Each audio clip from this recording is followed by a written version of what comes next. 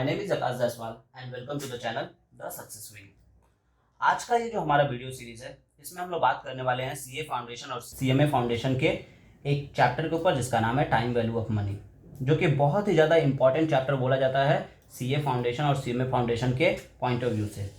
ऐसा इसलिए बोला जाता है क्योंकि इससे most of the time questions carry करता है और अच्छे खासे क्वेश्चंस कैरी करते हैं इस एक्सरसाइज से, इस टॉपिक से। और ये टॉपिक सीए फाउंडेशन और के लिए तो सबसे ज़्यादा इंपॉर्टेंट चैप्टर बोला जाता है, क्योंकि नहीं भी तो करीब करीब यहाँ से 13 to 12 क्वेश्चन या 12 to 13 क्वेश्चन के आसपास कैरी करते हैं यहाँ से। तो आइए हम लोग डिस्कस करते हैं कि टाइम वैल्यू ऑफ मनी में हमें किस किस टॉपिक के ऊपर डिस्कस करना है। तो देखिए फ्रेंड्स, जैसा कि हमने बताया कि हमारा जो टाइम वैल्यू ऑफ मनी है इसे हम लोग 3 पार्ट में पढ़ना है। दैट मीन्स 3 थ्योरेटिकल पार्ट है इसमें मेन। सबसे पहला जो पार्ट है वो है सिंपल इंटरेस्ट, दूसरा जो हमारे पास पार्ट है वो है कंपाउंड इंटरेस्ट, और तीसरा जो पार्ट है हमारे पास वो है एन्यूटी। तो एन्यूटी के बारे में तो हम लोग बाद में डिस्कस करेंगे। पहले हम लोग आज के जो वीडियो है, आज का जो लेक्चर है उसमें हम लोग डिस्कस करेंगे सिंपल इंटरेस्ट और कंपाउंड इंटरेस्ट के बारे में। तो सिंपल इंटरेस्ट और कंपाउंड इंटरेस्ट के बारे में डिस्कस करेंगे, तो उससे पहले हम लोग बात कर लेते हैं कि सिंपल इंटरेस्ट और कंपाउंड इंटरेस्ट क्या होता है। उससे पहले हम लोग डिस्कस करते हैं कि टाइम वैल्यू ऑफ मनी क्या होता है। देखिए, टाइम वैल्यू ऑफ मनी बोलने का मतलब होता है फ्रेंड्स कि हम लोग को समय पे, एक पर्टिकुलर समय पे हमें पैसे का जो दरकार होता है या पैसा जो मिलता है या पैसा जो आता है, this is called time value of money. Means value के हिसाब से अगर पैसे का यूज होता है, this is known as time value of money. तो यहाँ पे हम लोग उसी चीज़ के बारे में डिस्कस करेंगे। तो सबसे पहला जो टॉपिक है वो है हमारे पास सिंपल इंटरेस्ट। सिंपल इंटरेस्ट या फिर हम लोग बोले इंटरेस्ट, चलिए इसको सिंपल इंटरेस्ट नहीं बोल के अभी हम लोग फिलहाल इंटरेस्ट के ऊपर डिस्कस करते हैं कि व्हाट इज इंटरेस्ट। ठीक है, तो देखिए इंटरेस्ट बोलने का मतलब क्या होता है। सबसे पहला चीज, इंटरेस्ट बोलने का मतलब होता है कि the interest can be defined as the price paid by a borrower for use of a lender's money. जो हम लोग नॉर्मल से बात है, अगर एक एग्जांपल के तौर पे हम इसको समझाएं, ये तो हम आप लोग के पास डेफिनेशन दिया इसका। एग्जांपल के तौर पे अगर हम आपको बताएं कि what do you mean by interest, तो हम लोग बोलेंगे कि किसी को अगर आप पैसा देते हो और उस पैसे के बदले आपको कुछ भी अलग से एक्स्ट्रा जो मिलता है या एक्स्ट्रा मनी जो भी मिले, this is known as interest. जैसे फॉर एग्जांपल मान लीजिए, अगर आप अपने फ्रेंड को 1000 रुपये दिए और फ्रेंड को बोले कि ठीक है 1 महीने बाद तुम मेरे को 1100 रुपये रिटर्न करना। दैट मीन्स वो 1100 यानी 1000 रुपये आपका क्या था, प्रिंसिपल जो आप उसको दिए, 1100 आपको रिटर्न में किया, यानी कि आपका टोटल अमाउंट आया 1100। यानी कि आप उसको दिए कितने थे, 1000 रुपया, यानी 1000 रुपये ही आपका हुआ। जो 100 रुपीज़ एक्स्ट्रा आया, this is known as interest. This is known as interest. That means वो हमारे पास जो एक्स्ट्रा मनी आता है हमारे प्रिंसिपल के ऊपर, उसे हम लोग बोलते हैं इंटरेस्ट। तो अब हमारे पास बात करते हैं वाई इंटरेस्ट इज यूज या वाई इज इंटरेस्ट पेड। ठीक, हम लोग इंटरेस्ट क्यों पे करते हैं। पहला देखिए, पहला जो बोला टाइम वैल्यू ऑफ मनी के लिए, तो टाइम वैल्यू ऑफ मनी के लिए हम लोग इंटरेस्ट क्यों पे करते हैं भाई। तो देखिए, इसके लिए जो डेफिनेशन, इसके लिए जो थ्योरेटिकल पार्ट में बताया गया है वो बताया गया है the value of sum of money is different in different time periods. हम लोग सभी जानते हैं कि डिफरेंट टाइम पीरियड में पैसे का जो वैल्यू होता है वो डिफरेंट होता है। जस्ट फॉर एग्जांपल मान लीजिए कि अभी ये लॉकडाउन का पीरियड है, तो लॉकडाउन का पीरियड है, तो लॉकडाउन के पीरियड में अभी क्या है, हर एक सामान का दाम ज़्यादा है। दैट मीन्स हमारे पास पैसे का वैल्यू बहुत ज़्यादा है। अभी हम लोग पैसे को बहुत संभाल के यूज़ करना है, क्योंकि अभी ये लॉकडाउन कितने दिन तक रहेगा, कब तक रहेगा, ये किसी को नहीं पता है। तो ये हमारे पास क्या हुआ, टाइम के हिसाब से पैसे का क्या होता है, वैल्यू होता है। तो वही चीज़ बताया गया कि the value of sum of money, the value of principal is different in different time period. ठीक है, इसके बारे में उसी में और आगे भी बोला गया, the sum of money received in future is less valuable than it is today. बोलने का मतलब क्या है कि जो हम पैसा फ्यूचर में पाएंगे उसका अभी वैल्यू क्या होगा, कम होगा। जैसे फॉर एग्जांपल, एक बहुत कॉमन सा एग्जांपल ले लेते हैं।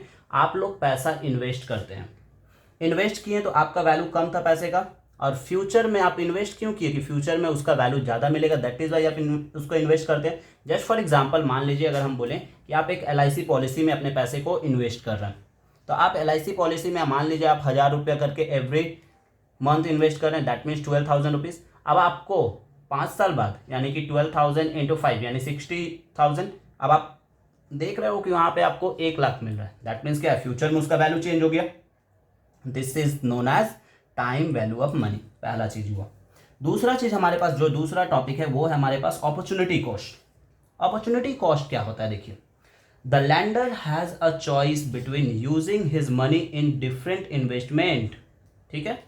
अपॉर्चुनिटी कॉस्ट का मतलब होता है जो भी लैंडर होता है वो क्या करता है, अपने पैसे को डिफरेंट इन्वेस्टमेंट में उसे यूज़ कर सकता है। उसके पास अपॉर्चुनिटी है, अगर आपके पास पैसा है तो आप उस पैसे को क्या कर सकते हो, डिफरेंट डिफरेंट अपॉर्चुनिटीज़ में डिफरेंट डिफरेंट जगह पे उसको यूज़ कर सकते हो। This is called opportunity cost.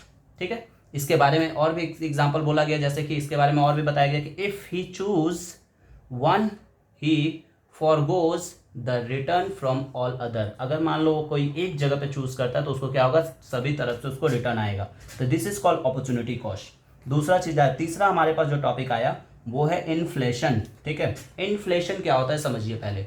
Inflation is a fall in the purchasing power of money.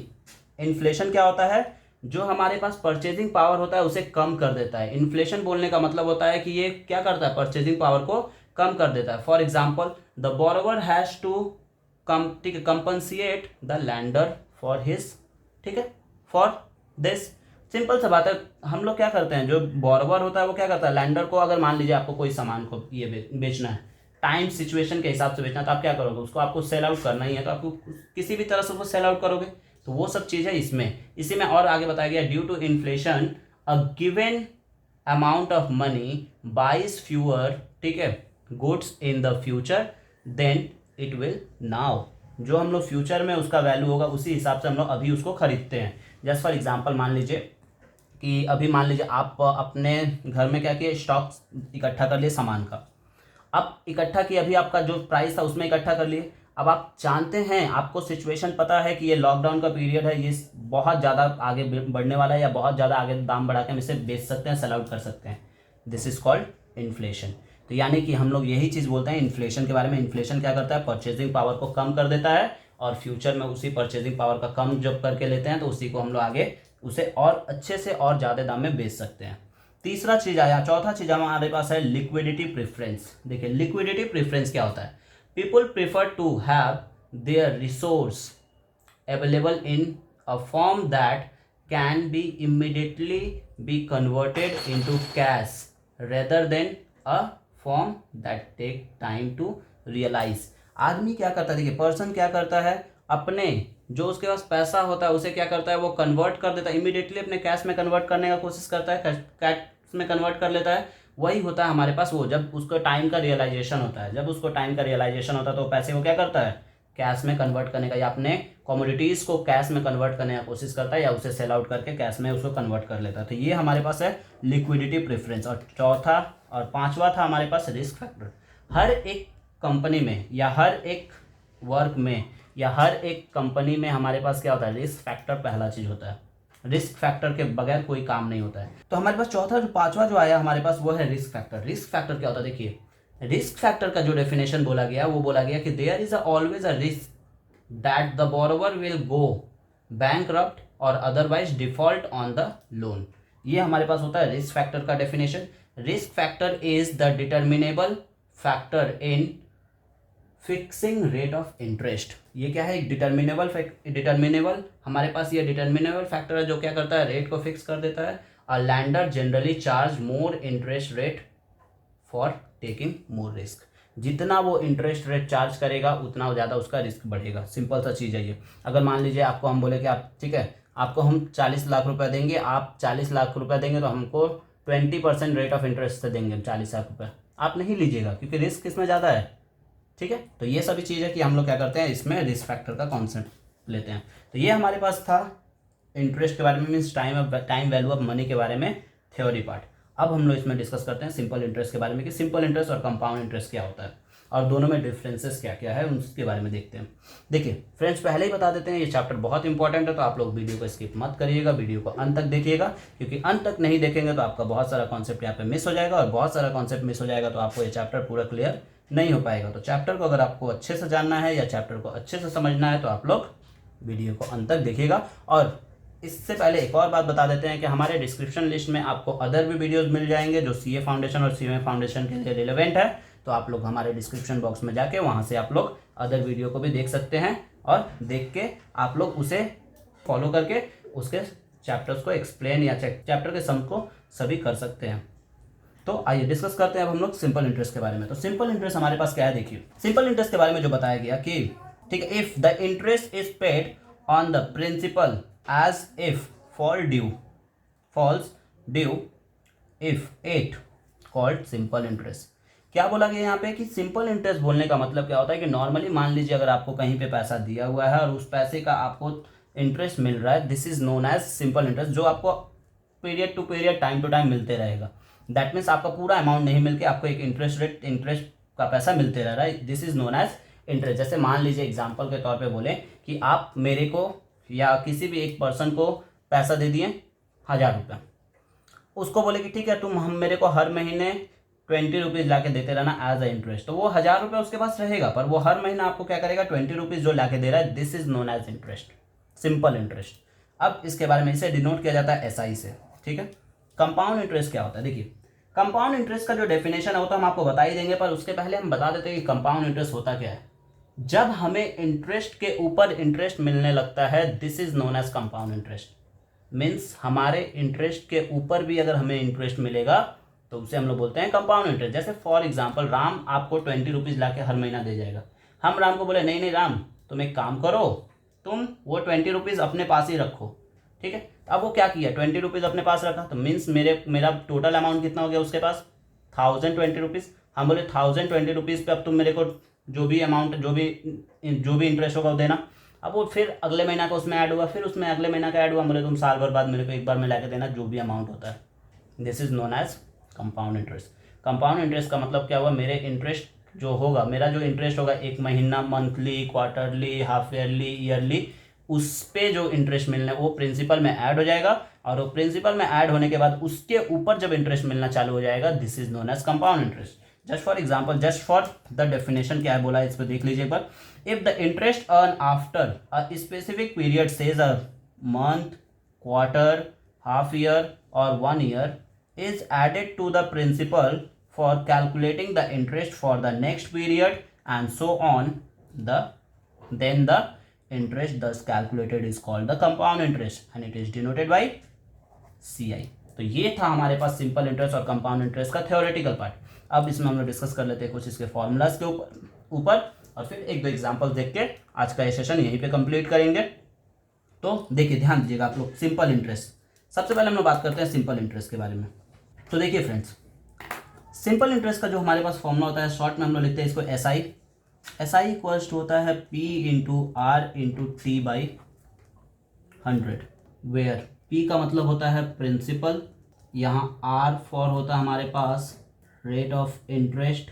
ठीक है, यहाँ टी एज अ टाइम, अब ये टाइम मंथली भी हो सकता है, हाफ ईयरली भी हो सकता है, क्वार्टरली भी हो सकता है और ईयरली भी हो सकता है, और ये हो गया हमारे पास तीनों। फिर इसी में हम लोग पढ़ते हैं amount. Amount is equals to होता है हमारे पास S I plus principal, that means amount को हम लोग शॉर्ट में ए से डिनोट करते हैं। तो ये हुआ हमारे पास सिंपल इंटरेस्ट के लिए। कभी कभी आप लोग बोलिएगा कि कभी कभी हम लोग को क्या करना पड़ता है, हमारे पास एस आई दे देता है, प्रिंसिपल दे देता है, टाइम दे देता है, बोलता है रेट निकालो, तो हम इससे कैसे निकालेंगे, तो उसके लिए ध्यान दीजिए कैसे करके हम लोग निकालते हैं। जस्ट फॉर एग्जाम्पल देखिए, हमारे पास अगर हमको निकालना है प्रिंसिपल, तो हमारे पास हम एस आई इक्वल्स टू क्या पढ़ाएं आपको, एस आई इक्वल्स टू पढ़ा है P into R into T by 100। ठीक है, अब अगर हम यहाँ से आपको बोले कि पी का वैल्यू निकालिए, तो आप क्या बोलिएगा, S I into 100 divided by R into T, ये बना सेकेंड। फिर अगर यहाँ से हम लोग रेट निकाले, जैसा कि मैंने अभी बताया आपको पीछे में कि रेट निकालने के लिए बोल दिया, तो S I into 100 by P into T, और फिर यहाँ से अगर टाइम निकालने को बोल दिया तो हम लोग लिखते हैं S I into 100 by R into P. तो ये होता हमारे पास इसका कॉन्सेप्ट। अब हम लोग बात करते हैं कंपाउंड इंटरेस्ट के बारे में कि कंपाउंड इंटरेस्ट क्या होता है। देखिए मैंने आपको पहले ही बोला था कि कंपाउंड इंटरेस्ट और सिंपल इंटरेस्ट में डिफरेंसेस भी हमने बोला था आपको।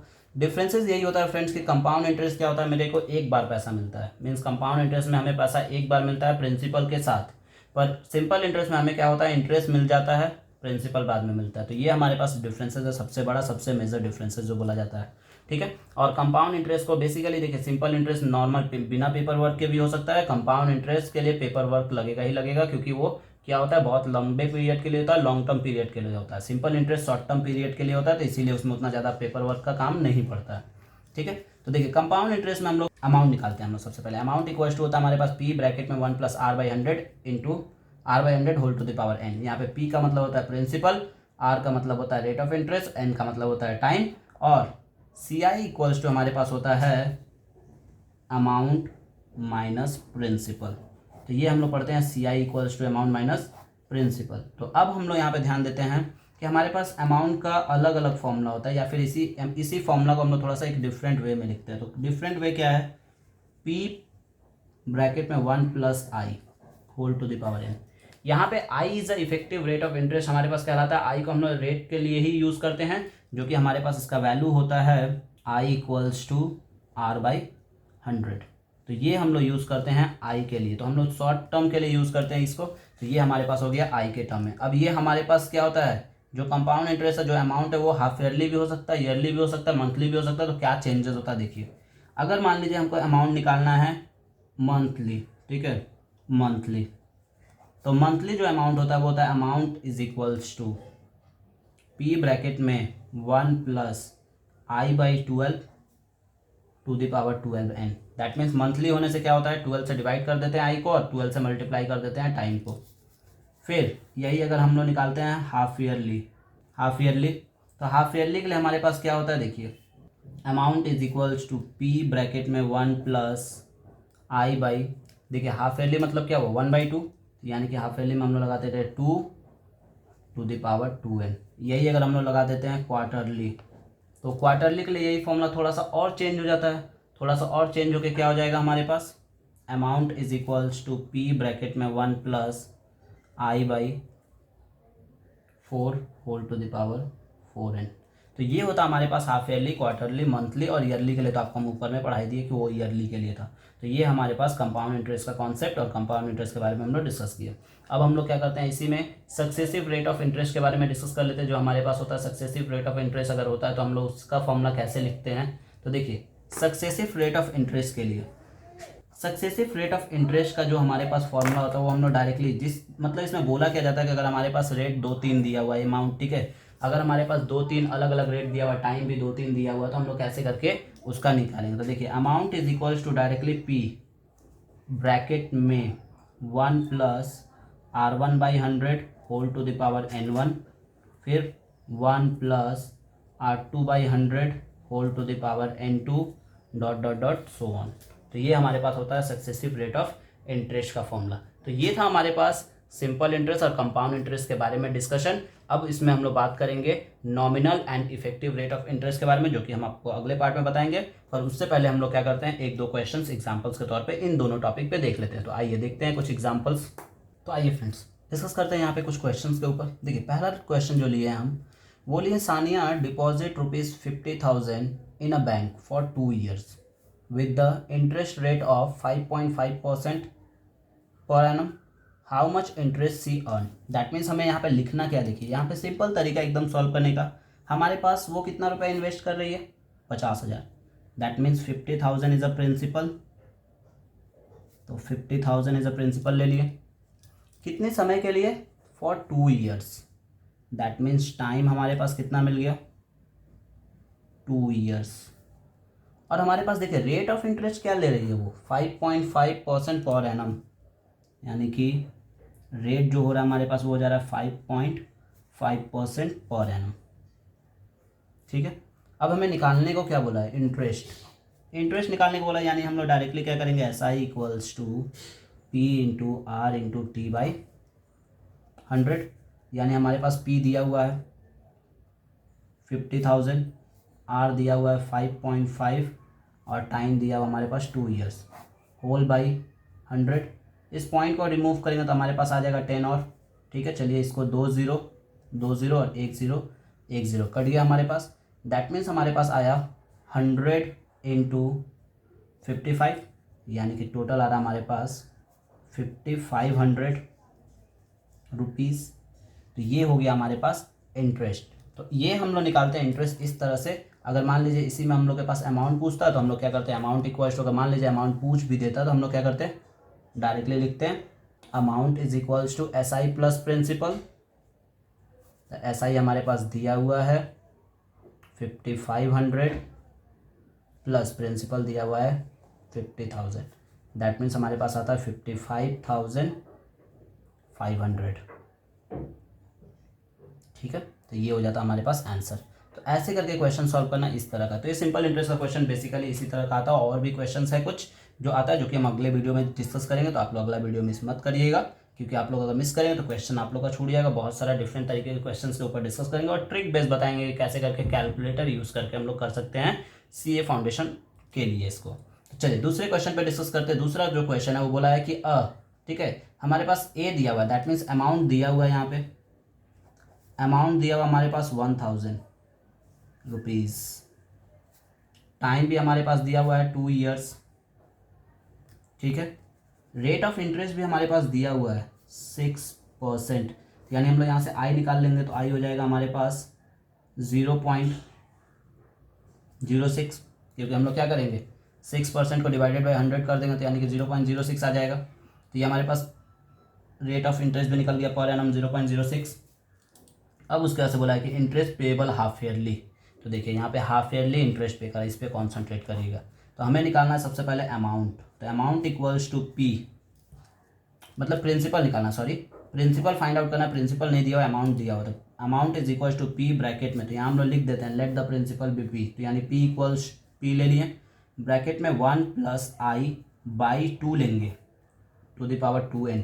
क्यों 2 लिए? क्योंकि इसका रीज़न ये है 2 लेने का कि हमारे पास क्या है, ये हाफ ईयरली बोला था। हाफ ईयरली बोलने के लिए हम लोग बोले थे पहले कि 2 से डिवाइड होगा। यानी ये हमारे पास दिया हुआ है 1000 is equals to P into 1 + I का वैल्यू दिया हुआ है 0.06/2 whole to the power 2 into n। Time दिया हुआ हमारे पास 2 ईयर्स, तो 2 इंटू 2। यानी फाइनली हमारे पास आ रहा है यहाँ पे 1000 is equals to P into 1 + 0.03 to the power 4। देखिए पावर को कैलकुलेट करने के लिए हम लोग को कैल्सी लगता है, तो कैल्सी से हम लोग इसको कैलकुलेट करके निकाल लेंगे कितना आएगा। यानी कि P इक्वल्स टू हमारे पास आएगा 1000 divided by 1.03 to the power 4। यानी कि इसका एक्चुअल वैल्यू जो आएगा वो हम आपको लिख देते हैं अभी। तो इधर आ रहा हमारे पास फ्रेंड 1000 डिवाइडेड बाई 1 समथिंग कुछ आ रहा है 1.1255, दैट मीन्स 126 लिख देते हैं इसको। ठीक है, 126। और अगर हम लोग इसको डिवाइड करेंगे तो हमारे पास हो जाएगा 1000 डिवाइडेड बाई, अगर हम लोग करते हैं 1.126, तो 1000 डिवाइडेड बाई 1.126, तो आ रहा हमारे पास 888.09, यानी कि 888.1। ये हो गया हमारे पास फाइनल आंसर। तो ये हमारे पास फाइनल आंसर हुआ प्रिंसिपल का। तो इस तरह से करके हमें क्वेश्चन को सॉल्व करना होता है, इस तरह से करके हमें क्वेश्चन का आंसर निकालना होता है। Thank you.